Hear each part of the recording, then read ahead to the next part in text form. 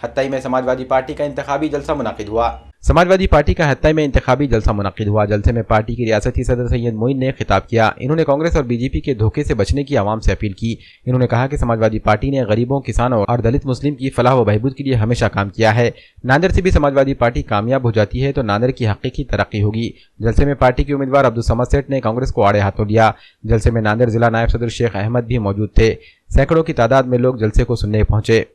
और आज ये जो मुस्लिम कॉर्पोरेटर्स हैं 18 से 20-22 जो चुन के आए हैं, माहौल देखिए, वो तो उनकी दिलों की धड़कन रुक गई है मेरे उम्मीदवारी के बाद। और उनके आका ने उनकी बीवियों को, हमारी बहनें जिसे कह सकते हैं, ऐसा काम पे लगाया है कि हर घर में दर दर वो भटक रही हैं और कह रही हैं कि साहब को वोट दो। ऐ ईमान वालो, आओ मेरे माँ बहनों, तुम अगर यही काम अगर अल्लाह के दीन के लिए करके तो आखिरत संवर जाएगी, लेकिन तुम अशोक चौहान के लिए फिरते हो, लानत है तुम पर। रुको, और एक मुसलमान जो तुम्हारे सामने आया है उसे एक मर्तबा फिर मौका दो। लेकिन कामयाबी तो अल्लाह ताला के हाथ में है, हमें यकीन है इस बार कामयाबी होगी। उनके बातों में मत आओ कि भाई ये चुन के आता क्या हार जाता।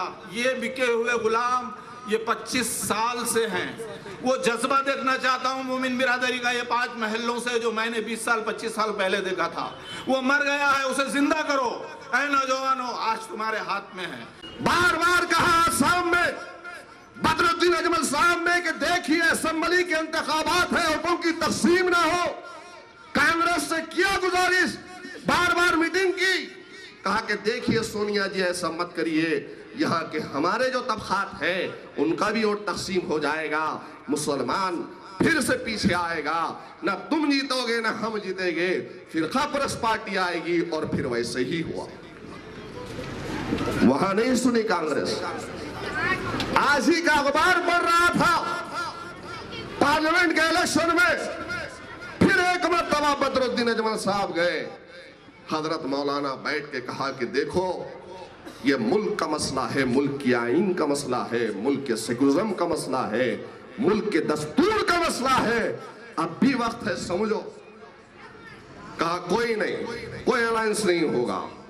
और क्या किया, मौलाना बदरुद्दीन अजमल साहब के खिलाफ ही कैंडिडेट दे दिए, मतलब उनकी भी आवाज ना जाए।